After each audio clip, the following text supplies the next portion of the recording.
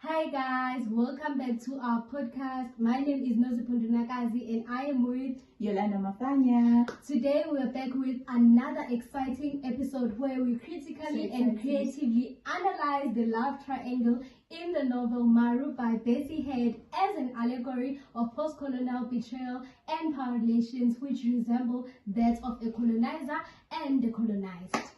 Firstly, let me take you through a summary of the novel Maru. Yes. Okay, Maru is a novel written by Bessie Head that can be identified as a post-colonial novel. The novel navigates issues such as power, gender, race, and identity that occur in a divided society in a village known as Dilepe in Botswana. He challenges the hardships of racial hierarchies happening in the village Dilepe. She also criticizes the new post-colonial leaders such as Maru. Now, let me firstly take you through allegory. So, allegory is a story that represents an abstract idea or concept through symbolic characters, events, or setting. The village Dilepe is a place that is divided along the ethnic lines between the dominant groups and the marginalized, on which in this case are the Bushmen or the Masawas.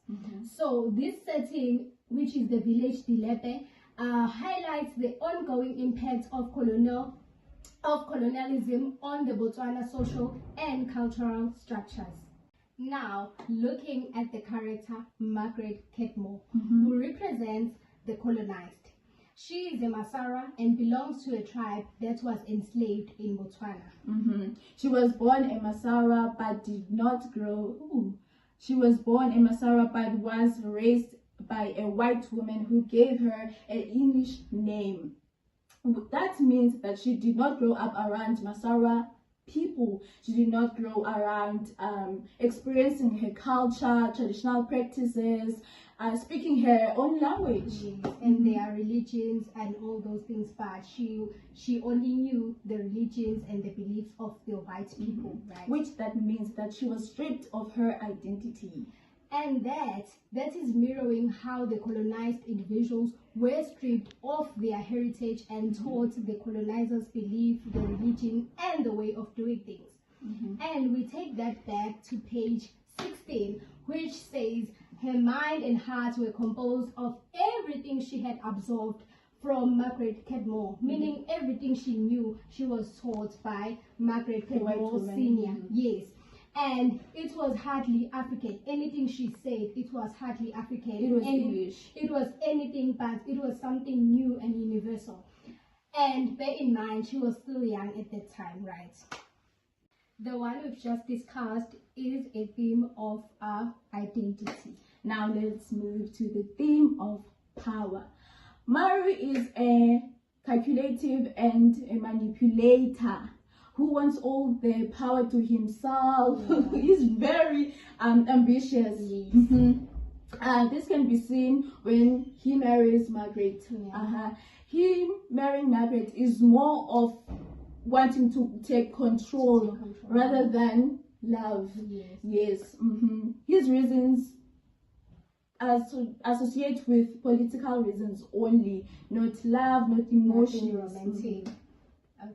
While looking at Maru's plan to marry Margaret, as we've said, it's through manipulation, as he did not include her in any of the plans. He did not ask her how she feels about him marrying her or her permission. So this shows how the colonial leaders used to exploit Africans for personal power, right?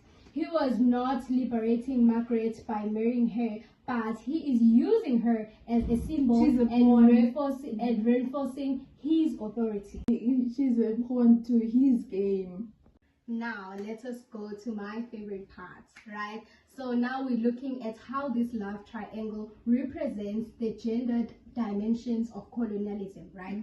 So in this case, Margaret is colonized as an individual. So she is colonized for her race, racially, and also she is colonized as a woman, meaning sexually, right? So she faces double exploitation. So her being represented as a love interest for these men, Maru and Moleka, reflects how she is used as a symbol rather than an active participant in the fight for liberation.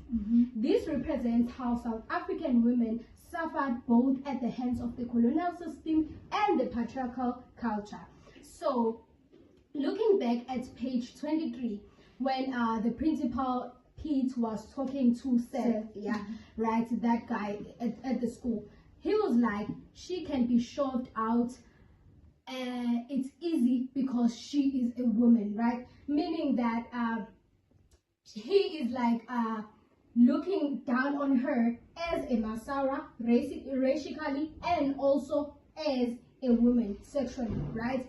And this brings me back to this case of women in South Africa, as I've said, being double exploited as Africans, Black Africans, and as women in the patriarchal system.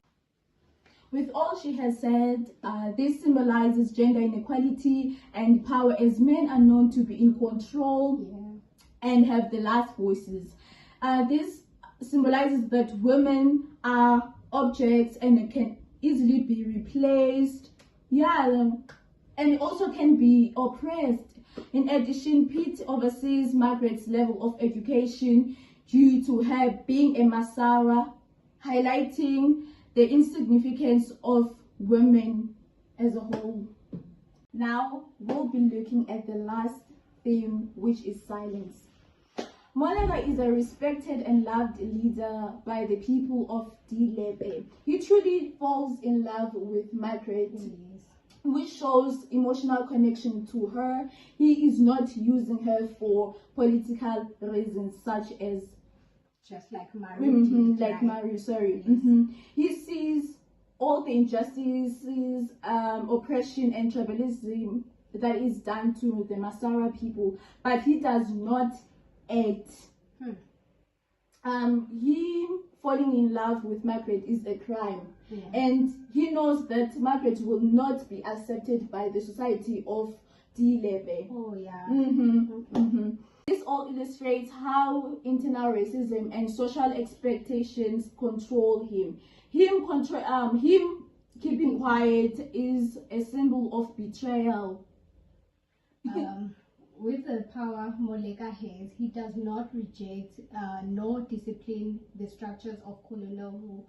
Instead, he accepts them. This novel exposes how African leaders betray their own kind in the pretense of liberating them, as well as continue the colonial ideologies.